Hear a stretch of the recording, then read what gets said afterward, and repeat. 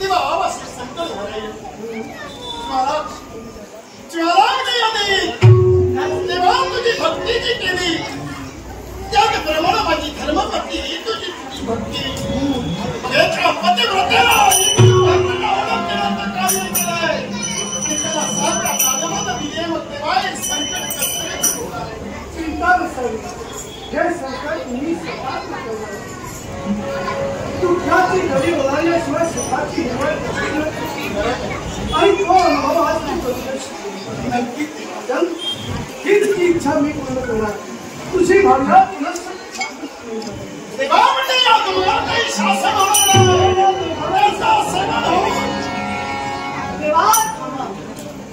स्वराज्य धुंदास त्याला तुम्ही मारू शकाल.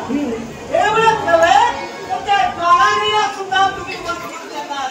पण विश्वाचा नियम आहे आणि विश्वाचा नियम होण्याचा अधिकार कुणालाच नाही. त्या ज्वालांचा मृत्यू आहे तो अंगाने वेगळा किंवा तुमच्यातून नाही. विश्वाचा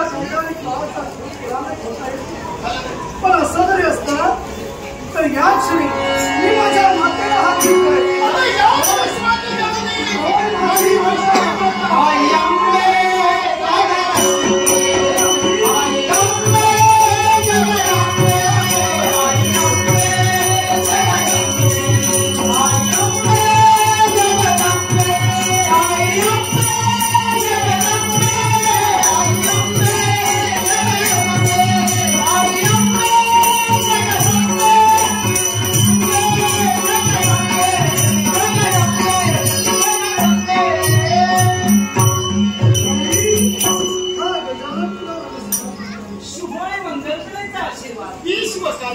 भक्तांच्या रक्षणासाठी देव अनेक रूपानं नटले.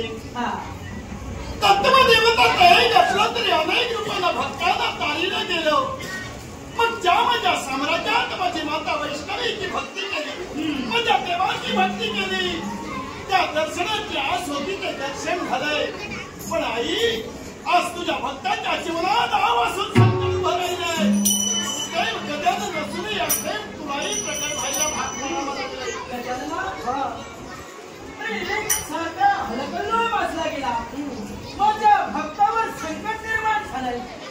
मग त्या संकटाचं परिवर्तन करण्यासाठी गणेशा नारदांचा सहाय्य घेऊन या ठिकाणी वैष्णवी मातेला हात देण्यासाठी तत्पर झाला. चिंता करू नका.